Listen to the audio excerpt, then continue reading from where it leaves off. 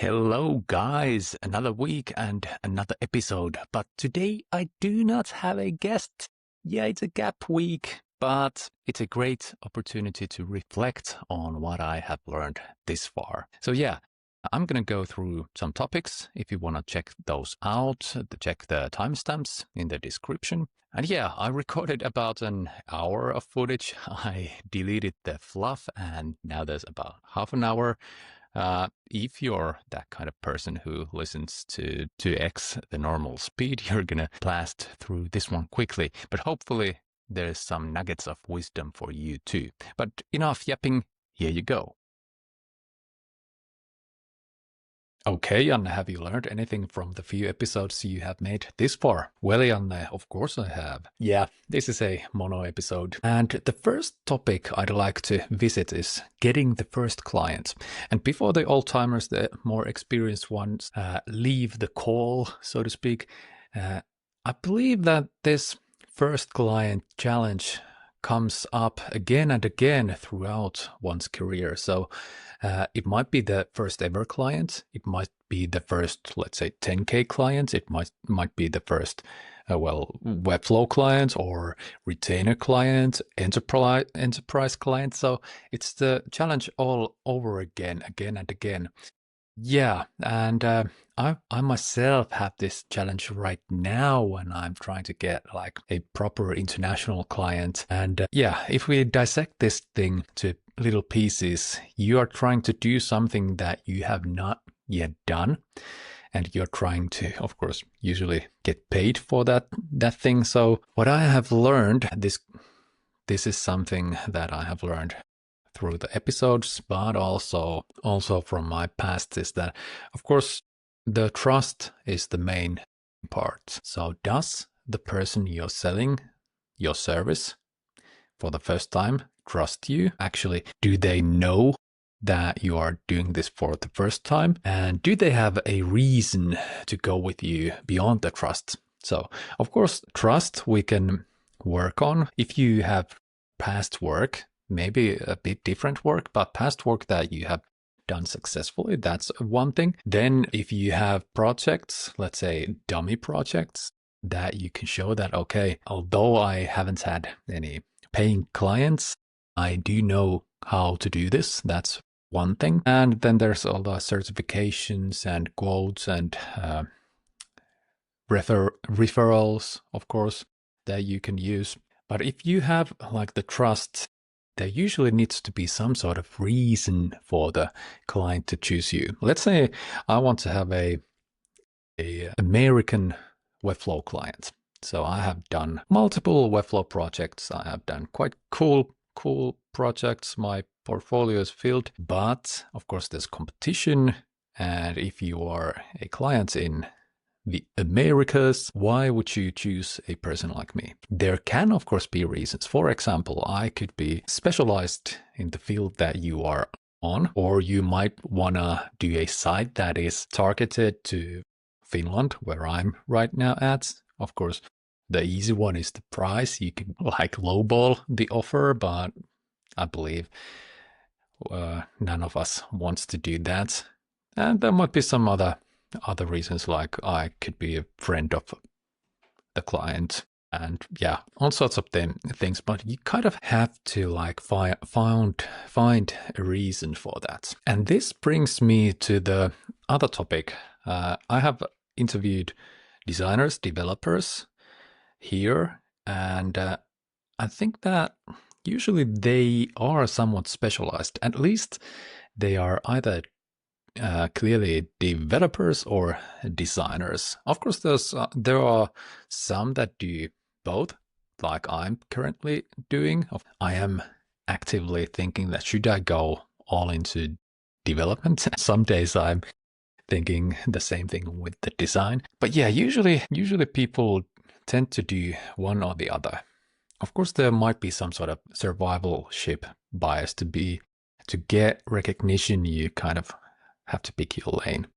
But that's one thing. One common trait among my guests is, of course, that they are good at their craft. But as I said, the crafts might be quite narrow. So it might be like animations like with Maria, design with Benson and Ethan. It might be development like with Yar and Samuel. So, but on top of that, the folks are usually quite good communicators, both inside and outside. What do I mean by that? So they are good with internal communications. I don't mean that with your thoughts. I mean that if you have a team, internal team in a company or in an agency, you usually communicate well. You communicate within the project, with the client. You keep the client happy and connected to the project. These people are usually good also communicating outside the project. And by that I mean, like in social media, they are usually quite heavy content creators. Well, heavy, even like Twitter posts and LinkedIn text posts. Those can get quite much traction in themselves, but you need to kind of know the game, kind of know what you are writing. So communication is oftentimes the one skill that can multiply your other skills. And some might even say that it is more important than the actual craft. Some designers, some Webflow folks might not be as talented as you, but if they are good communicators, they somehow find more success because of that. Yeah. Another common thing with my guests have been that actually they have quite simple portfolios. Not by like effects. I mean that many of them, like Ethan, Felix, Maria, Benson, they basically have like this one pager. Well, maybe it's one or two sub pages, but the main thing is on a one page. And there's of course multiple reasons for this. Firstly, it's way easier to produce and maintain, and usually everything can be shown on a one page. And especially if you have like effects heavy, animation heavy sites, you cannot do that through multiple pages. But you might know that one pages are not great for search engine optimization. And I believe that freelancers are not like that big on SEO. They are usually big on referrals. Like Ethan and Benson mentioned that they have like good referral network, and they have been actively and intentionally building those. And when you're working alone, well, Benson has a studio or actually an agency, and Ethan also has a studio, so they are not specifically working alone. But anyway, like freelancers do not need that many clients. So a good referral network, which might be just a couple of good individuals, can be a huge resource. And I'm actually thinking that I might wanna build something like this, but my connections are quite limited to Finland. Of course, well, I have met all of these guests, but I have not yet worked with them. So it would be a big ask for me to ask, hey, why don't we do something together? Well, of course, if I had a project and I would be paying them, that might be actually a good way to build the network. Okay, there are a couple of things that I have noticed about the guests. A couple more things, I would say. Many of the guests are actively participating in the community, and many of them have some sort of like community projects. So let's say Corey has the framework, Maria is active on Fluxys, Benson has the footer gallery, Sebastian has nocode.lat, LAT, I mean. So in a way, they are contributing back to the community, and they are active in that. And if we want to dissect that a little bit, of course, there are like the side projects, like the footer galleries and frameworks that might not be like community focused, but they get the person, the author, the maker noticed, and it's so cool or so easy to do an intro and just list that, okay, he has done this and this and this. And people, if they are like things that people recognize, it's it's a easy way to do an introduction for me, but for themselves too. So I'm a person at this company, or I'm a freelancer, and on top of that, I have done this. So that gets you recognized, and it's a good thing for the community also. One thing that is clear to me that these people are always more like thinkers than just implementers. Even if one is a developer, like sticks to the code, I feel that high performing developers are also like thinkers, so they need to think about the architecture and how the app or website will evolve in the future, what the client needs, and so on. So they are thinking of the bigger picture. And I have been long thinking of this theory that the technical implementation, like the coding in the case of websites, that is somewhat easy to outsource, but the thinking behind a good website, that is something that cannot be done by anybody. Maybe the value lies more in the design and planning phase. Of course, ideas are easy, but you kind of have to back up the ideas with research, with concepting, and so on. So I believe that design is something that cannot be like skipped when building websites. That might be obvious, but nowadays, when AI is doing everything and doing the heavy lifting for many of us, people are talking that will AI replace developers? Will it replace designers? I think that AI will do a lot of heavy lifting for us, but we still need to do a lot of that planning and bigger picture thing. Like AI is good at, doing the heavy lifting, but we have to start and give the context and then finalize the thing. So if all goes well, the AI will let us do just like the bigger picture thing, maybe the strategy part and the human parts where we want to have the human connection. So let's say we are building a website, the AI can like do some research, ask around about the end user, and we just provide the context. We provide that these are the requirements. The AI can do wireframes if we want to do those. It can start building the design in Figma, but we just act as some sort of art director. And when we step into the development, okay, AI can again do the heavy lifting, do the pages, maybe even the sections, and we are there just to manage and see that it all works well and it is done by high standards. Yeah, that would be cool.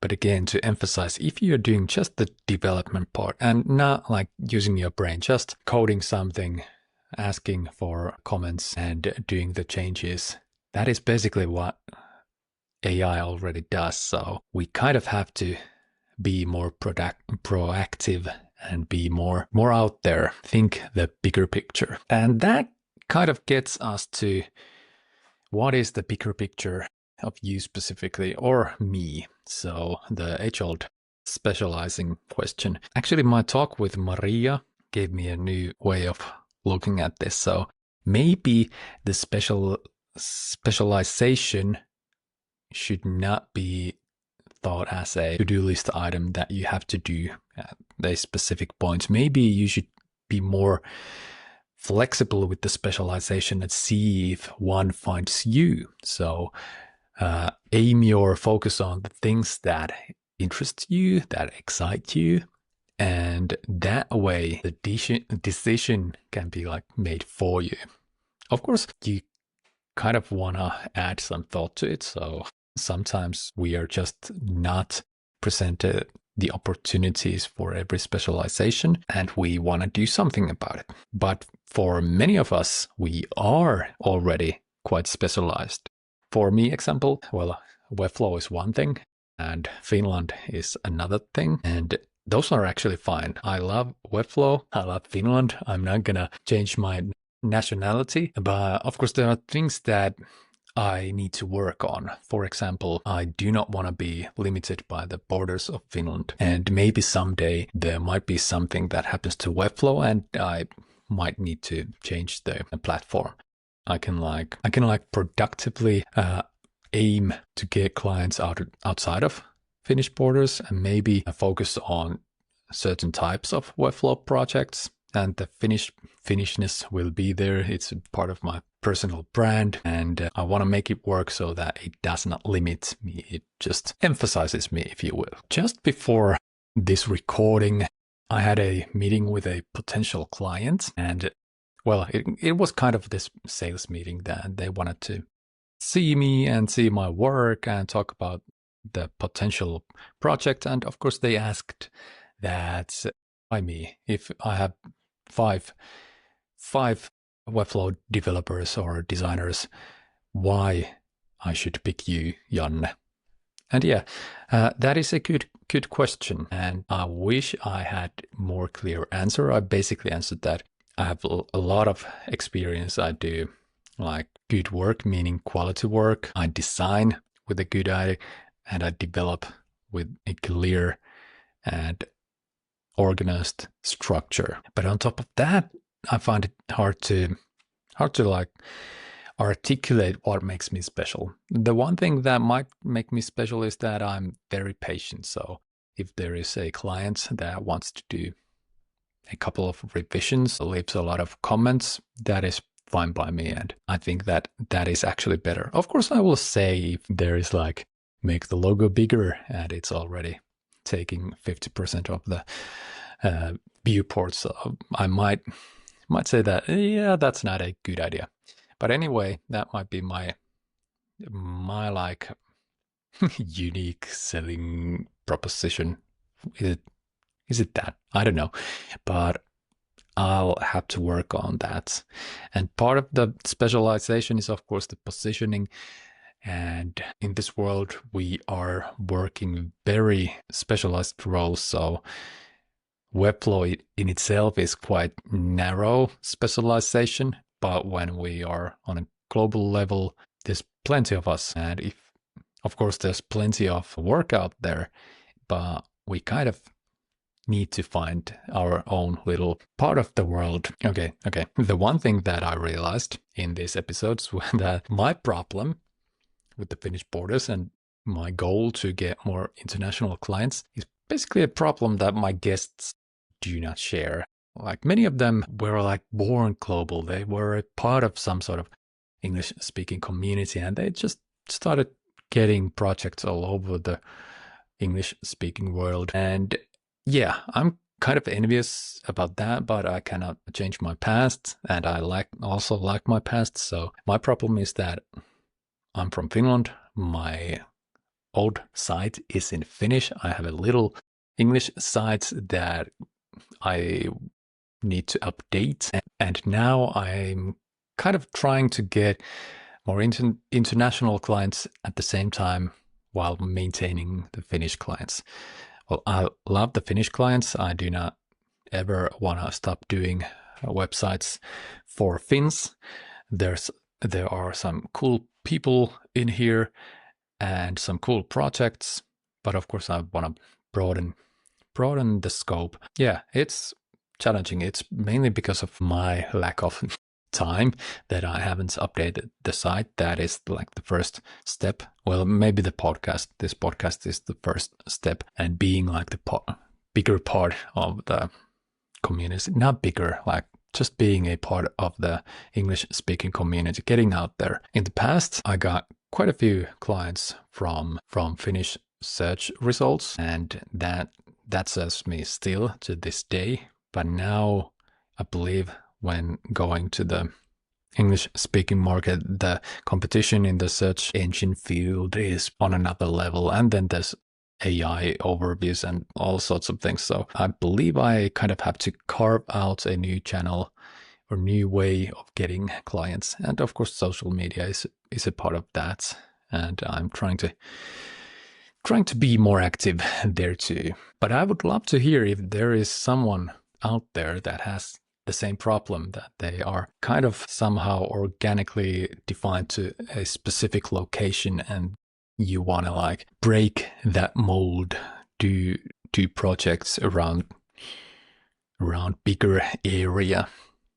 And nowadays with the internet, that is of course possible, but you just have to find the clients. Yeah, I'm just thinking that how am I going to do this so that I do not turn my back to the Finnish clients that have supported me. And of course, there are still clients coming in from the old site. Well, actually, I have two sites. So I have my Finnish site and my English site separately. So I will probably update the English one and then see what I will do with the Finnish one. Because for the longest time, I didn't want to change the Finnish site because it is performing still quite well in the search results. So that is almost a barrier for me right now. And there's a bunch of sites like sub pages, landing pages on that site. So I cannot just like update the first page because I want to do a quite big visual change. Yeah.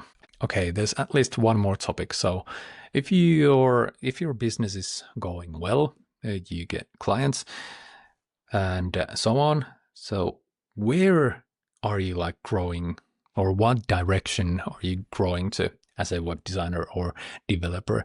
So of course, the first thing is to do that work like full time, and eventually, if you get to that point, you're starting to think, what is like the next step? Firstly, there is this like comparison, employee versus freelancer. So are you employee in some agency, let's say, which can be quite awesome, depending, of course, on the agency. And many of us, like me, are freelancers. That can be totally cool too. Of course, the employees get to focus.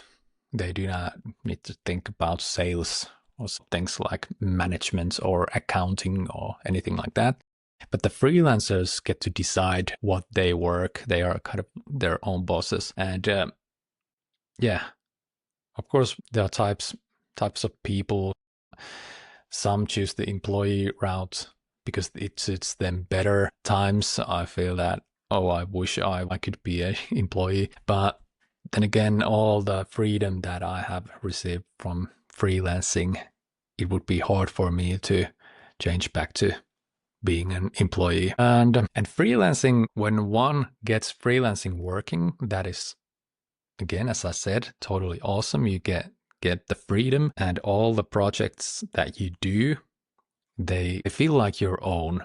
I could do like the same sorts of projects in an agency, but it kind of feels that there's a middleman there. So the motivation to work is different, although the work can be totally same. But yeah, I'm not judging either one of these. I'm a freelancer, but I constantly think that, okay, what is the next step? How can I like progress on my career if I do not want to change my employment status? Which brings us to the freelancing versus agency comparison. Of course, the agency thing is a somewhat natural progression if you get a lot of inquiries, a lot of leads. With an agency, you get to grow your revenue.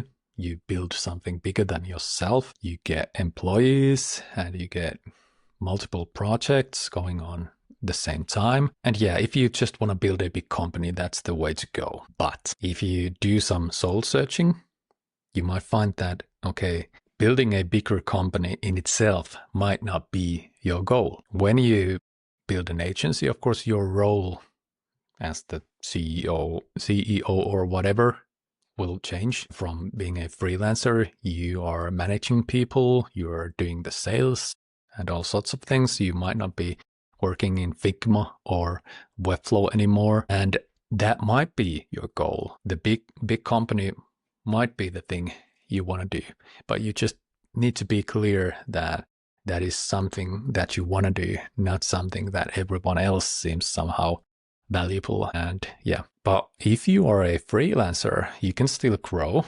You can try to grow the quality of your projects and clients. So get yourself into bigger projects. That's quite natural progression when you improve your work, when you get referrals and so on. But of course, you are just one person. So at some point, you kind of have to be a part of the team. But that does not mean that you have to build the team yourself. You can be a part of, let's say, some agency team that outsources a part of the project. Quite many agencies like to do that because they might not have like enough work for a permanent employee. And that way you kind of get best of both worlds. So if you like to do the actual thing, the, let's say, design work or development work, you get to be a part of a team and you get the freedom. This is actually something that I thought when I was talking to Benson, because Benson explained how their team works. They have a 4-person team in Noon. I thought that it would be awesome to be a part of some sort of project that is bigger, like just yourself. I have been a part of projects like that. They usually involve something like branding or some other aspects of the project. I would love to be a part of a team that does just the website, and there would be multiple people in that website team. Yeah. Then there's, of course, something between being a freelancer and an agency. Many people like build studios, if you may. For the longest time, I thought that studio is just another name for an agency. But I believe people think that it's more like a small boutique, group of people, if you may. Many studios might just have the entrepreneur and a couple of trusted contractors, and they just want to differentiate the studio entity from their personal brand and try to appear bigger than just one person. And oftentimes the studio is where to go if you kind of do not want to build a full-blown agency, but you kind of want to target bigger projects like the actual clients. You need more people on your project. Studios are cool, and of course there's multiple ways you can just have a one person running it and contractors. You might build a group, some sort of community around the studio, or even call it some sort of group. This is probably a good term for that, like creative people that do things together, and that is like the entity. But of course there's still more paths. If we think of a web designer or web developer, those are like the usual stuff with client work. If we zoom out a bit, there's of course the content creator path. Not by any means easy, but there is the content creator path. You can be a teacher, educator, which pairs quite well with the content creator. Some people end up managing like communities, again, usually relating to content or teaching or both. But there are people like in big companies like Webflow and Zapier and all the other companies that their full-time job is to manage the community. It might be like partner community, it might be the general community around the tool, and usually those folks too are users of that tool. They have the past that they have been the users, and now they have progressed to a point that they are like doing the community stuff. Then there's all sorts of things like template builders, and you could build your own digital products and all sorts of things. But many times those things are a way to escape the client's work. So if you do not like the client's work, you might have bad clients, or you might be selling yourself short. I mean that you should raise your prices so that you do not resent the work that you are getting. And yeah, that said, digital products or community, some sort of template can be totally viable extra income earning assets. But yeah, there's a bunch of ways to grow as a web designer or developer. I'm telling this to myself constantly. Just like think what you really want to do and try not to think what other people are doing or what the society values. because the value is oftentimes money. And yeah, of course you need money to some point, but if you base your every decision on money, you might end up in a weird place where you hate your work. Okay, I want to spend a little time talking about the future of this podcast. So if you have listened to this point, you have probably listened to some episodes before this, and I'm very grateful for you to giving me your precious time. It is totally awesome that you are listening to this, and my goal right now is to keep my consistency going. You might have noticed that I have been quite consistently uploading an episode every Monday for a couple of weeks, and I want to keep that going. I have a bunch of great guests already scheduled, and I work on a weekly cadence, but I will have a Christmas break because you have to take a break every now and then. And Christmas is awesome, obviously. But I am also planning to update my brand. You have probably seen that, well, all the thumbnails, and my site is a bit all over the place. And yeah, I want to update it, make it more consistent and make it cool. I have been planning that for a while.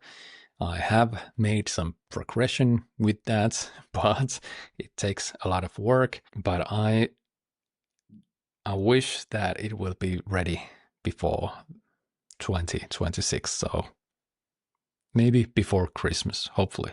Or then I might do a launch at the start of the new year. But again, I want to thank you for being already here at the start of this podcast journey. And yeah, if you have any feedback, any suggestions, just leave them in the comments. But for now, I will let you get back to your other things, and hopefully you will hear from me next week, or maybe even before that. That's all. Bye bye.